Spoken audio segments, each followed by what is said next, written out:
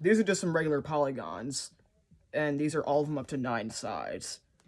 Like, the 9-sided polygon is known as a nonagon, or an enneagon. And the thing I want to talk about these polygons in this video is that there's a mystery polygon on this list, and it is one that comes before a triangle. And you guessed it, it is the 2-sided polygon, which nobody seems to have heard about in school. Let me explain. So basically, a polygon is a shape where this amount of sides, like the amount of sides on this polygon is 5, and the lines need to be straight, and they need to meet at the amount of points, the same amount of points as there are lines. So this has 5 sides, and they each meet at 5 points. This has 8 sides, and they each meet at 8 points. So that means that the diagon, which has 2 sides, must have 2 straight lines meeting at 2 points. That does not happen on a 2-dimensional plane. I'll show you why. So, if you tried to draw a diagon like this, based on these sides, you'd have to have 2 lines. I think you have to have 2 dots right here, and if you tried to connect these dots with 2 lines so they're straight, you would have something like this. You have to draw one line and then another line directly over that other line. They just overlap, and then you just have a straight line. That is why you can't have a diagon on a 2-dimensional plane. So, neither can you have a monogon either, because obviously, well, it's like impossible to draw a monogon. You'd have to have one straight line that meets at one point, and this doesn't have a point that it meets at. And the center angles of this polygon are 180 degrees. Because to figure out the center angles of a polygon, you just had to divide 360 by the amount of sides that are on it. So, for example, divide 360 by 3, you get 120.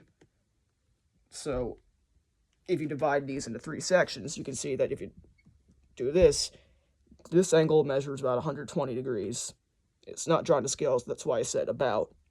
If it were a perfect triangle, then it would indeed measure exactly 120. So this must measure 180.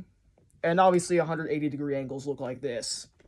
So if you drew 2 of them over each other, then you'd have 2 lines overlapping. So that's why you can't have a diagon like that. But what if I were to tell you that you actually can have a diagon in specific conditions? Like, you can take a sphere. Well, obviously this is not a sphere, but we'll use it to represent it because I don't have anything around that is sphere-shaped that is sitting like 2 inches away from me. But anyway, if you take 2 dots on the sphere, they're opposite sides from each other. You can connect these 2 dots by taking a straight line that curves around the sphere. So it is straight, but it's just curving around the sphere. And then you can take another one of these lines like this. So what I mean is the sphere, as you probably know, actually does curve because it's just a ball.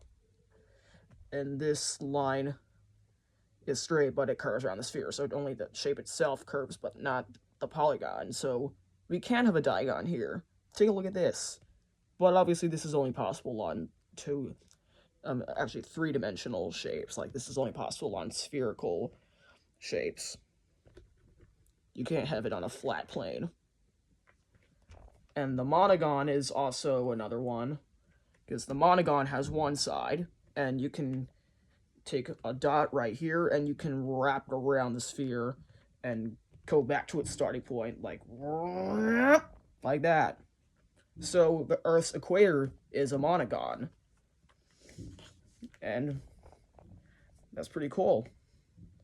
And out of all these, I think the diagon might be the most mysterious shape. So that's why the Polygon might be my new favorite polygon.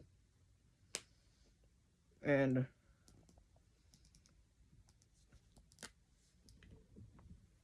that's about it that I have to say for this video. So